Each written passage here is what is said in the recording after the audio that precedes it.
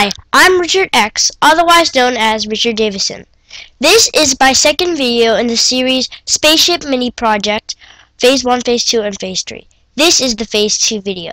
Now, Phase 2 of the Mini Project Spaceship is all about rocks, and the asteroids, or rocks, are going to be flying around the screen, random position, random velocity, and the turn, the angle will also be random.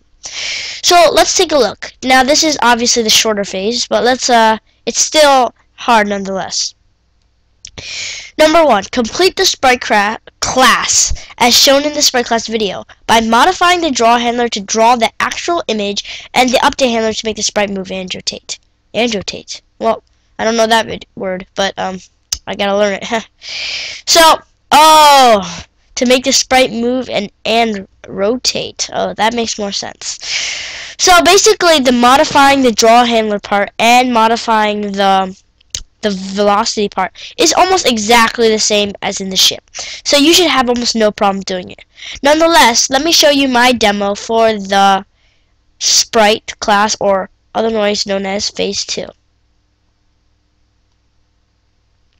So that was a little bit weird, but alright, hit play. Sorry, my computer glitched out. Okay, as you can see, I still have the spaceship in the middle, and there's a random rock teleporting and flying in random directions. And my ship can still fly around and make sounds, but the rock is what we need to focus on as the spaceship. If you watched my first video and followed it correctly, your spaceship would already be done. So the rock is flying in random velocities. How does this happen? Well, I can show you. Not directly, but kind of indirectly. So let's look at def rock spawner. A rock dot create random attribute. So what this does is create a random position, a random velocity, and a random angle velocity. Well, actually, not the random angle velocity, as I thought to myself while I was reading these instructions and making this program, if this rock was flying this way, yet it was spinning this way, how does that happen? It would be spinning backwards yet moving forward. Likewise, if it was moving backwards and spinning forwards, that would just be weird.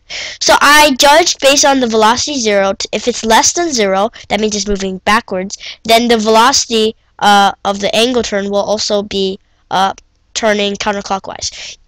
Else, or if it's greater than 0, it's moving this way in any direction, then it will spin clockwise. So that's my mindset for that. The second one, that's practically the create random attributes. Create a timer that takes 1 per second, and that timer set a rock to be a new rock. So you're actually changing the variable a rock, and you're changing it, changing its properties, and that's what I actually did inside the create random attributes. So if you use a method like that, instead of setting a rock to a new rock every single time, then it becomes kind of weird in trying to transition it to rice rocks, and also my way makes it a lot easier and less code. So basically, that's how short the Phase 2 rocks is. If you need any help, feel free to comment in my video. If you enjoyed this video or you learned something from it that you didn't learn from anybody else, please like on Coursera. I hope you enjoyed it.